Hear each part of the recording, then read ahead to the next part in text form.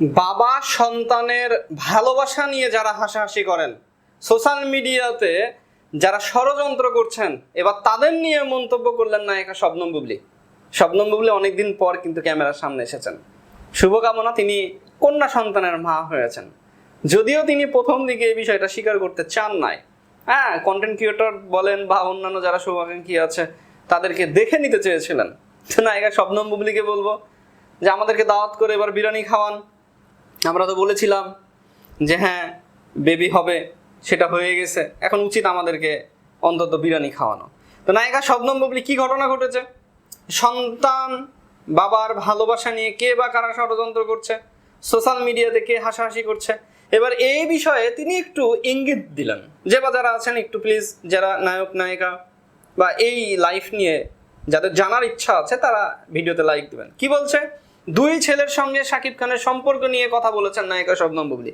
কি বলছেন তিনি, ঢাকায় সিনেমার সুপারস্টার শাকিব খানকে ঘিরে ব্যক্তিগত জীবন নিয়ে আলোচনা সমালোচনা যেন থামছেই না, আর এটা থামবেও না। বিশেষ করে ছেলে শেহজাদ খান বীরকে নিয়ে সামাজিক যোগাযোগ মাধ্যমে নানা মন্তব্য ও ট্রলের ঘটনায় এবার সরব হলেন চিত্রনায়িকা শবনম বুবলী। শেহজাদ খান বীরকে নিয়ে ট্রল হয় এমনটা তো হতে দেখি নাই। কি বলছেন তারপরে দেখি। সম্প্রতি চ্যানেল 24-এ এক অনুষ্ঠানে বুবলী বলেন শেহজাদ তার বাবার বাসায় যাবে, তিনিও যাবেন, আবার প্রয়োজনে অফিসেও যাবেন।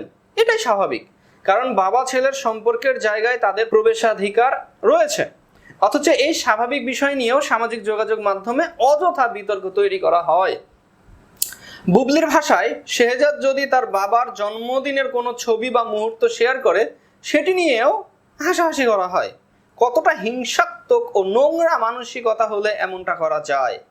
বুবলী দুই ছেলের সঙ্গে শাকিব খানের সম্পর্ক প্রসঙ্গে বলেন শেহজাদ এবং জয় দুজনই কিন্তু শাকিব খানের সন্তান। একজন বাবার দুই সন্তানকে নিয়ে যখন এ ধরনের মন্তব্য করা হয় তখন সেই বাবারও তো অস্বস্তি হওয়ার কথা।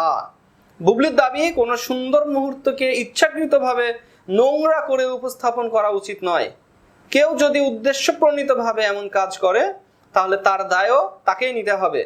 তিনি বলেন, আজ আমি বা আমার পরিবার নিয়ে কিছু পোস্ট করলে সেটিকে কেন্দ্র করে আমাকে বা অন্য কাউকে আক্রমণ করা হচ্ছে, কিন্তু আসল নোংরামিটা কে করছে সেটা সবার ভাবা উচিত। আমাদের ছোট ভাবি যেহেতু রেগে গেছেন, মানে বলা যাচ্ছে যে বড় ভাবির পক্ষ থেকে তাহলে কোনো সুখবর আসতে চলেছে। যদিও আগে ধারণা করা হয়েছিল যে বছর শেষে একটি সুখবর আসবে, গুড নিউজ আসবে।